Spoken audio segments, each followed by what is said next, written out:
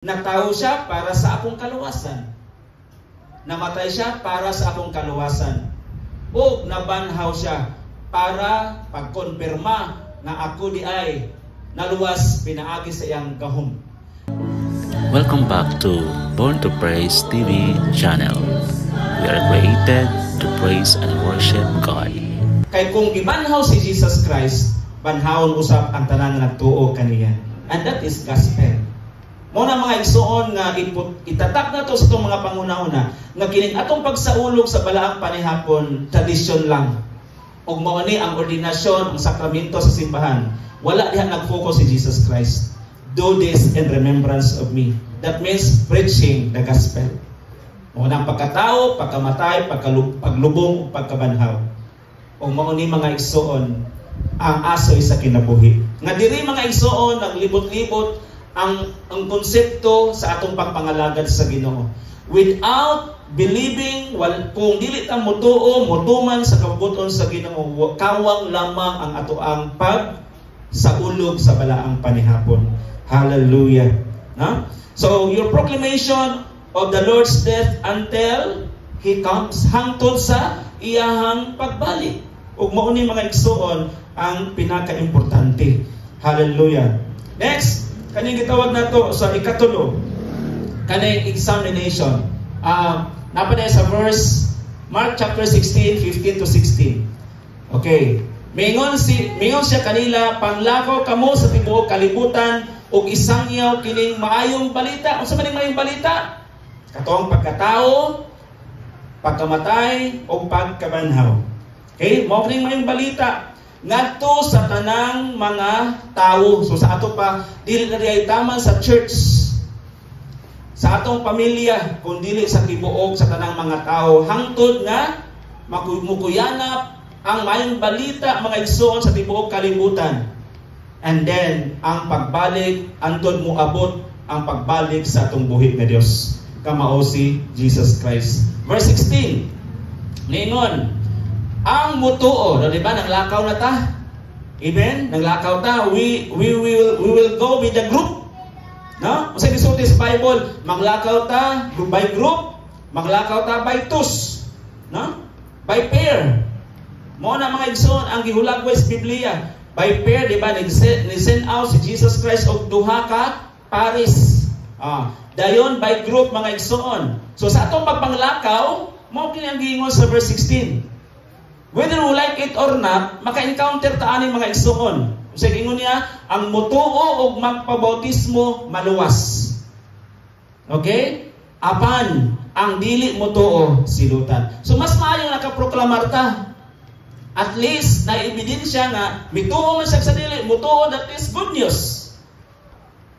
Di ba? Sa gingon sa Philippians chapter 1 verse 21. Kay alang kanako ang kamatayon mo ang pagdaog, no? Kay alang kanako ang for to me to live is Christ and to die is gain. Kay alang kanako ang pagkinabuhi mao si Kristo ug ang kamatayon mao ang pagdaog. Sa to pa kung magkinabuhi ta nga dunay Jesus, nga si Jesus mo atong Lord, si Jesus mo atong Savior, that is gain or ginansya. Di ba? Kung magkinabuhi ta mga igsoon, uban ang prinsipyo sa Ginoo, giuna nato ang ginharian sa Dios, that means gain or ginansya. Sa ato pa kung nanay Kristo kinabuhi, di ka maalakansi. Amen. Di kita maalakansi kung natay Kristo. Dahil sa dihang kita mubiya na ng kalibutan na, gidaog nato ang kalibutan. Because once we are absent in this world, we are present in the kingdom of God. Hallelujah. Mo na gipasabot din nga duha ka pagpilian nato. Pwede tang muto o pwede dili.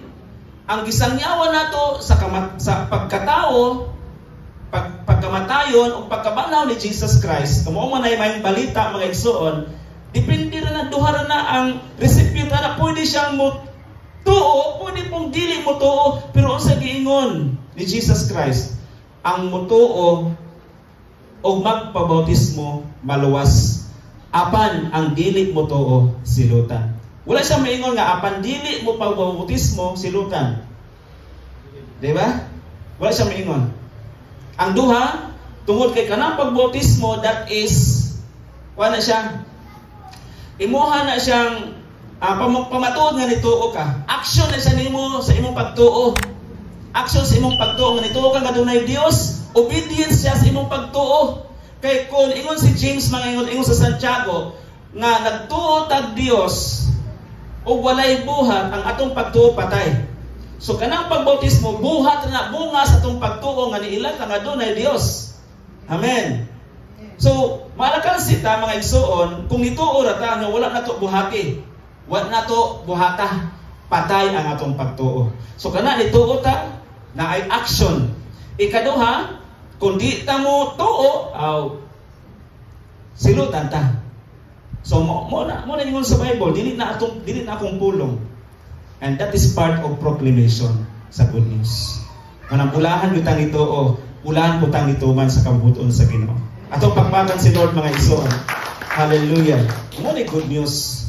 Hallelujah. Ano sa mahimong bad news mga igsoon? Kung sa man di ta mo tuo. Bad news man kung masilutan ta. Di ba?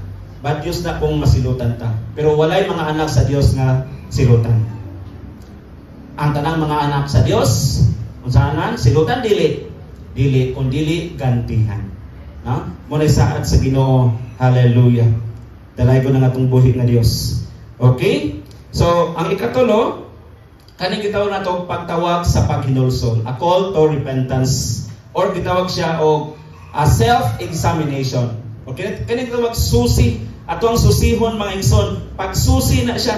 So natay mga scripture mga igsoon, reference sa ikatulo. 1 Corinthians chapter 11 verse 28. Kung sa gisulti diha, busa kinahanglan nga ang matag usa magsusi sa iyang kaugalingon ug unya mukaon sa pan ug muinom gikan sa kupa. So kinahanglan mga igsoon mo nang gi-preach ang pulong sa Ginoo before ta mo action nga mo partake ta sa pan o sa bino. Kinahanglan nga eksamino nato atong kaugalingon. Takos bata.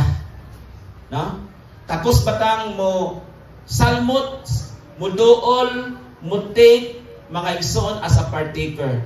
So para nga mahimot ang takos, naay sunod ana nga buhaton, a call to do something nga buhaton nato. Aron nga ang Dios mga igsoon mumanifesto, mo-intervene sa itong makinabuhi, then i-remove sa Diyos ang tanan natong mga doubts. I-remove sa Ginoo ang atong mga pagduha-duha. I-remove sa Ginoo atong mga bitterness. Para nga mahimong gamhanan, powerful ang atong pagsaulog sa balaang panihapon. Busa, kinahanglan ang matag-usa magsusi. Examine sa iyang kaugalingon og unya mukaon sa pan og muinom gikan sa kopa. Dili pwede nga mo partake taon na usa ta maghinulsol.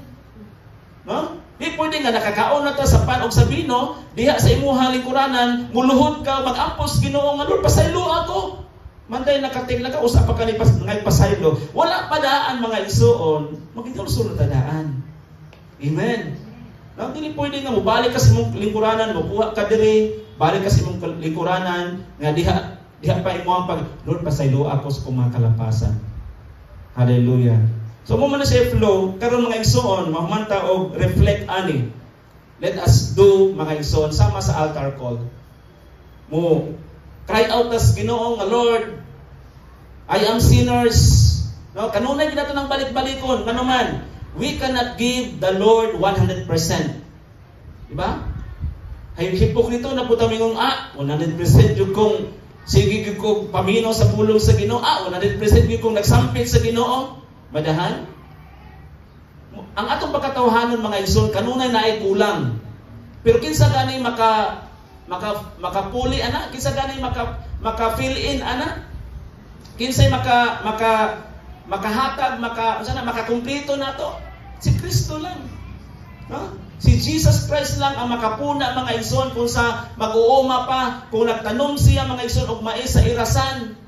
No? Kung adunay wala manurok mga igsoon after 3 to 5 days, manurok naman na ay mga binhi nga wala ni turok unsay buhaton sa usa ka mag-uuma. Sa iyang paglakaw, sa iyang paglantaw mga igsoon sa mga iras, walay niturok sa iyang buhaton. Iyang tamnan pag-usap. Butangan niya og binhi pag-usap. Og mao ni ang role sa Dios mga igsoon. Unsa nga atong mga weaknesses. Dili ikaw, dili ang imong pastor mo hatag ana, musulbad ana. Kinsa may musulbad? Si Jesus Christ.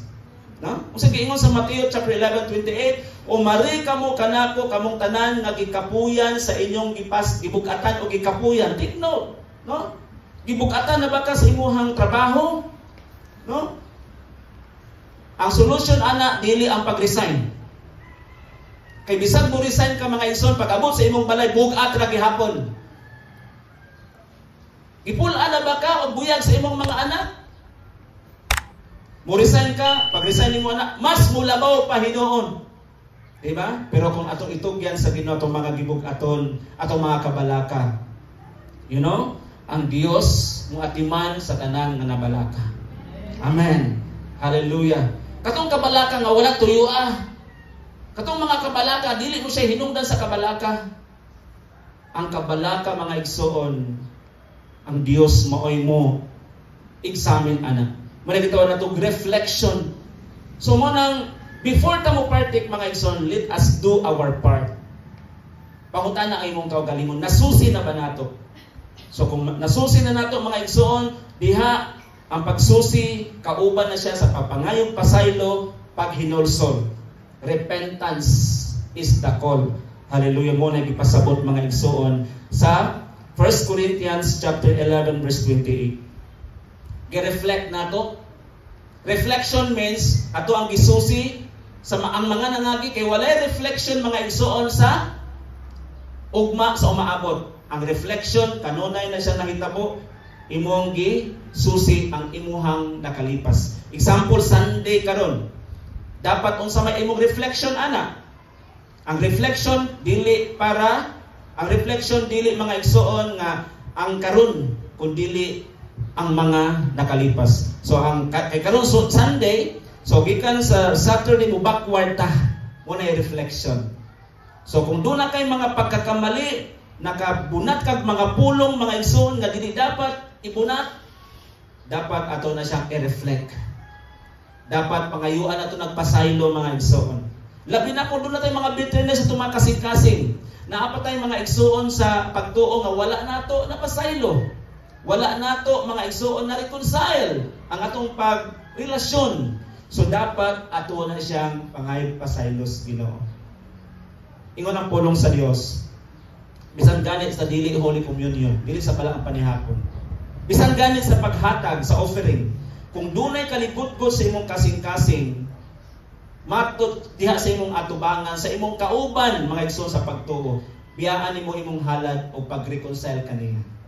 Kay dili og dili gyud dawaton sa Ginoo kung adunay bitterness sa to ang kasing-kasing. Kung dunay kabug-aton sa tong kasing-kasing, dili og dili pansinon sa Ginoo. Bisan sa tong una-una nga wala man ko, di man ako'y sad-an. Dili mao na. Thanks for watching.